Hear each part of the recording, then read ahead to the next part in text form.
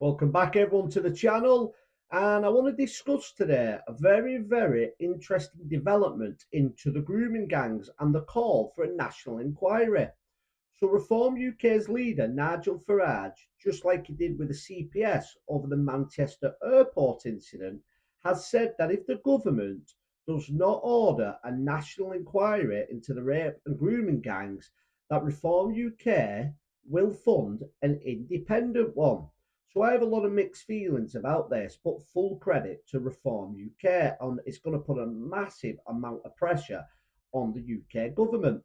So the first thing, which is obvious, is an independent inquiry, which Reform UK would admit will not go nowhere near as far as a government-led inquiry.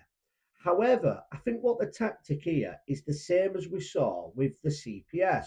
So if you remember, with the Manchester airport attack, the CPS took months and months and months with no news, no update whatsoever on whether they would prosecute the men involved. And we know the reason for this. It was again because of a Muslim background. They'd been called out for racism because of what the police officer did, what turned out to be rightly done, in my opinion, and most other people's opinion.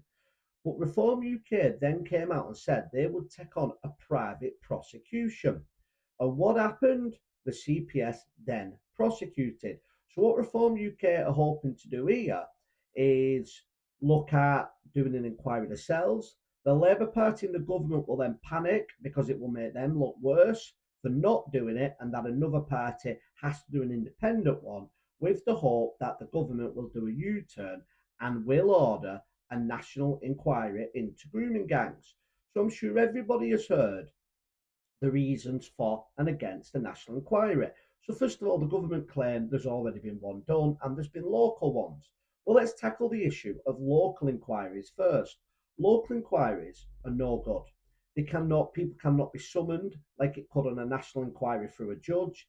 And second of all, it doesn't link together what most people believe that this was coordinated on up to 50 cities and towns.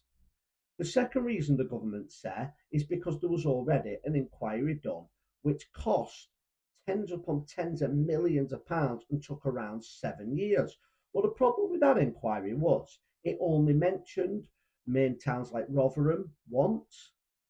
It also looked into abuse on underage children as a whole and really didn't go far enough when it came to the grooming gang. So again, Reform UK, the Conservatives are both calling for a national inquiry, and rightly so. I do question the Conservatives when they do question for this national inquiry because, let's be honest, they was in government while the last one was done. Now, Keir Starmer turns around and says by doing a new inquiry, it would slow down the process of implementing what was requested on the first national inquiry.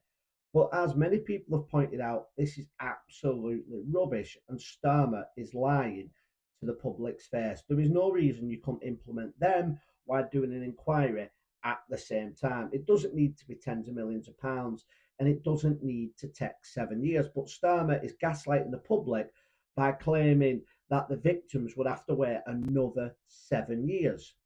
Now, another point that's not been brought up a lot, some have brought this point up, but most news channels are kind of sitting on the fence a little bit or going with the narrative that we've already had a national inquiry.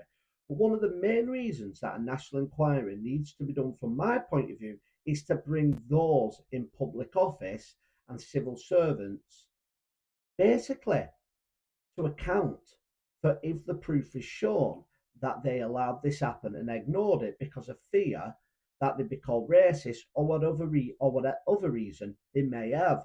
These people should be held accountable and should face prison if found guilty. Now, up to now, not one person, police officer, social worker, council worker, local councillor, has been convicted, trialed, or anything since this grooming took place. So this new national inquiry should be looking at these people specifically. What did they know? Why did they allow it to happen? And then prosecute them to send a message to all civil servants and elected people that you do not ignore this type of stuff happening. And for me, that is the main argument for why we should have another national inquiry. So fair play to the Reform UK Party. I think what they're doing is a very, very clever tactic. And it's going to be interesting to see whether the tactic works and the government do a national inquiry, or do the Reform UK Party have to do their own inquiry.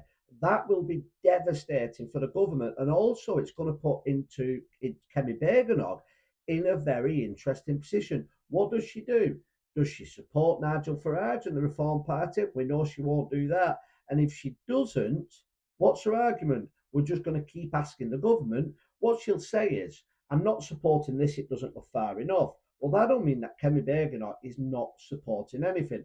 And what else it does, and I don't want to make this political because of the horrendous attacks on them young girls, but what Keir Starmer should be aware of, this will put the Reform UK Party in the news again, and it will also boost the popularity. The argument from the left wingers going on about Elon Musk or Kemi Bergo, Nigel Farage, saying that they're so angry that these people are bringing it up, or Tommy Robinson they keep name dropping, in order to distract from what has really gone on. They are more upset of the fact that Elon Musk is getting involved than they actually are of the people who've been attacked. But let me know what you think. What do you think of the Reform UK Party doing its own inquiry, and do you think that this will make the government back down? Please comment below, and please like, share and subscribe, and I'll see you on the next video.